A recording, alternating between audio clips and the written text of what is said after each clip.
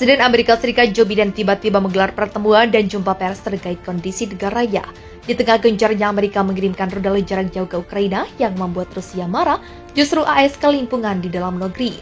Joe Biden mengatakan jika saat ini Amerika Serikat akan menghadapi darurat listrik imbas dari kebijakannya memutus pasokan minyak dan gas dari Rusia. Deklarasi keadaan darurat mengikuti keputusan Biden untuk menggunakan undang-undang masa perang untuk meningkatkan produksi panel surya dalam negeri dan jenis pembangkit energi hijau lainnya. Dia menjelaskan penggunaan undang-undang dengan kebutuhan untuk menjauh dari minyak dan gas, mengurangi ketergantungan AS pada pasukan dari Rusia. Presiden AS Joe Biden telah menyatakan keadaan darurat di negara itu atas ancaman terhadap ketersediaan kapasitas pembangkit listrik yang cukup. Joe Biden memberikan wewenang darurat kepada Menteri Perdagangan untuk menangani masalah tersebut. Biden menyarankan agar Menteri Perdagangan Gina Raimondo memerangi ancaman kekurangan listrik dengan memberikan keringanan biaya impor sel surya dan modul dari Kamboja, Malaysia, Thailand, dan Vietnam. Pengabaian akan berlangsung selama 2 tahun atau sampai keadaan darurat dicabut mana yang lebih dulu. Presiden menjelaskan sekitar 3/4 dari semua modul surya yang terpasang di AS pada 2020 berasal dari negara-negara Asia Tenggara. Dia bagaimanapun berjanji bahwa Gedung Putih sudah bernegosiasi dengan perusahaan domestik untuk mendorong mereka untuk meningkatkan produksi dalam negeri.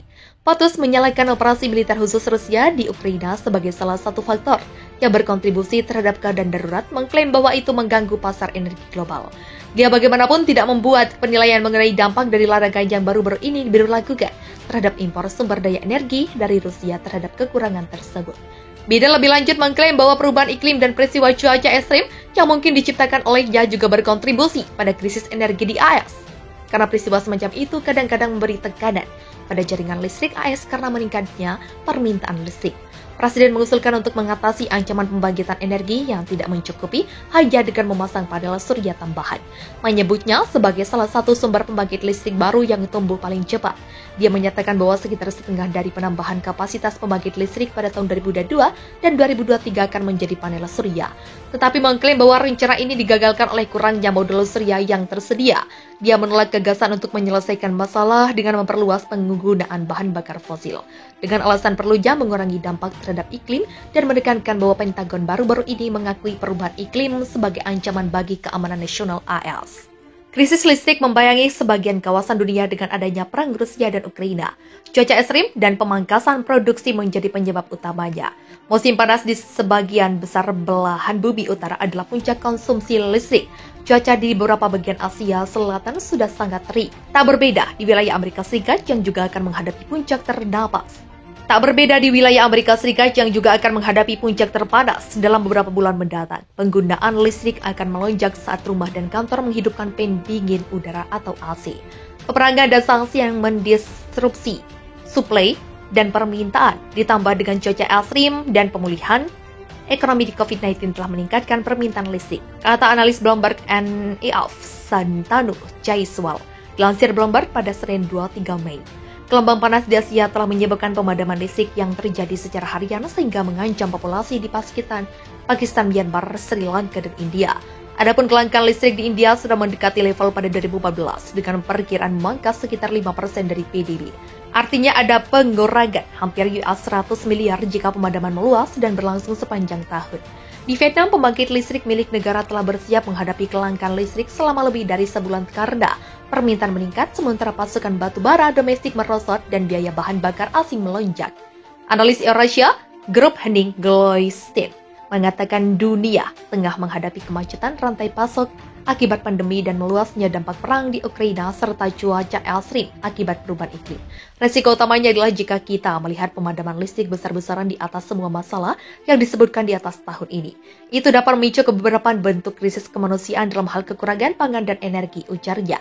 Negara dengan kondisi ekonomi yang lebih maju seperti China dan Jepang juga tidak lebih baik. Kelangkaan batu bara di China telah menyebabkan pembatasan penggunaan listrik pada tahun lalu. Pemerintah telah meminta penambang batu bara meningkatkan produksi. Kendari demikian, pemerintah masih memperingatkan bahwa situasi listrik akan ketat pada musim panas tahun ini.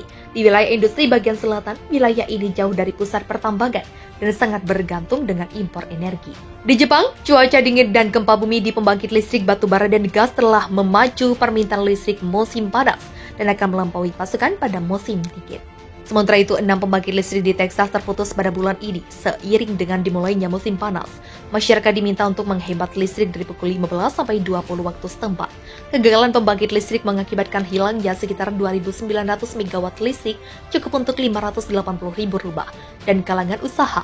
Badan Pengawas Kelistrikan North American Electric Reliability Corporation memperkirakan bahwa ketersediaan listrik di kebanyakan wilayah di AS dan sebagian di Kanada akan semakin ketat. Negara bagian dengan populasi terbesar seperti California mengalami pemangkasan pasokan gas karena pecahnya pipa tahun lalu yang membatasi impor. Ekonomi Koben Al-Sibi dari Wiswanat mengatakan kondisi infrastruktur yang menua dan penundaan pemeliharaan selama pandemi telah menambah masalah cuaca menjadi lebih buruk. AS mengalami lebih banyak pemadaman listrik secara global daripada negara industri lainnya. Sekitar 70% jaringan listrik kami hampir habis masa pakainya, ujarnya. Ancaman pemadaman di Eropa tidak separah kawasan lainnya karena tidak banyak orang menggunakan pendingin ruangan. Namun kekeringan mata air di Norwegia membuat pasokan tenaga air terbatas. Selain itu, produsen terbesar di kawasan itu Electric dan Frans SA membangkas. Dufrex SA memangkas target produksi nuklirnya untuk ketiga kalinya tahun ini setelah pemadaman berkepanjangan. Analis pasar pembangkit listrik Rystad Energi Fabian Ronigen mengatakan hal itu akan diperparah dengan pemangkasan ekspor gas alam ke zona euro. Beberapa negara telah menerima impor besar gas alam cair dan masih punya pasukan yang cukup untuk menghadapi krisis listrik, termasuk Spanyol, Prancis, dan Inggris.